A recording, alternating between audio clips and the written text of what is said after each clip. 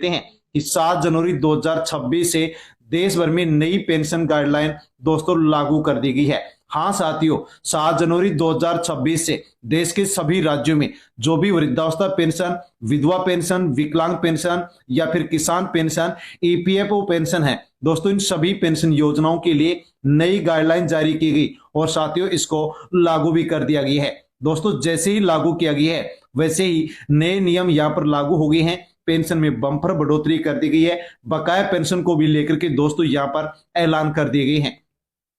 नई गाइडलाइन के दोस्तों कौन कौन से मुख्य बिंदु हैं आपके लिए समझना और जानना बेहद जरूरी है।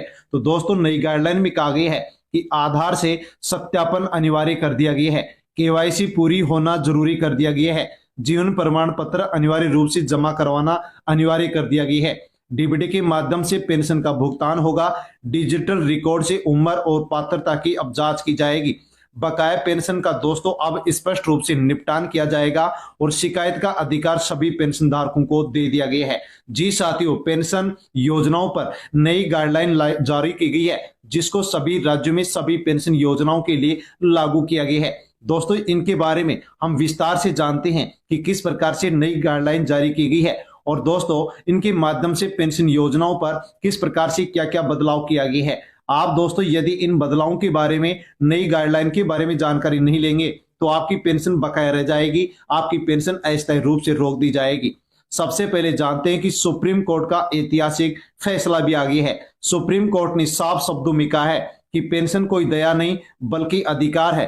पात्र लोगों को पेंशन बिना किसी कारण से नहीं रोकी जाए, समय पर दी जाए। जांच के नाम पर पेंशन धारकों को अनावश्यक रूप से गलत तरीके से परेशान नहीं किया जाए, समय पर पेंशन देना अनिवार्य किया जाए और देरी होने पर राज्य सरकार यहां पर जवाबदेही यानी कि लिखित में जवाब देंगे। दोस्तों सुप्रीम कोर्ट का फैसला भी पेंशन धारकों के हक में आ चुका है।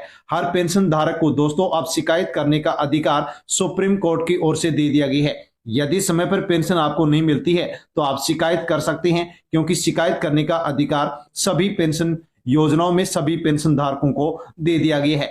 दोस्तों आप जानते हैं कि राष्ट्रपति से मिली पेंशन योजनाओं को मंजूरी। हाँ साथियों, जान सकते हैं कि राष्ट्रपति की मंजूरी के बाद देश भर में पेंशन योजनाओं को लेकर के दोस्तों अब नई व्यवस्था लागू कर दी गई है।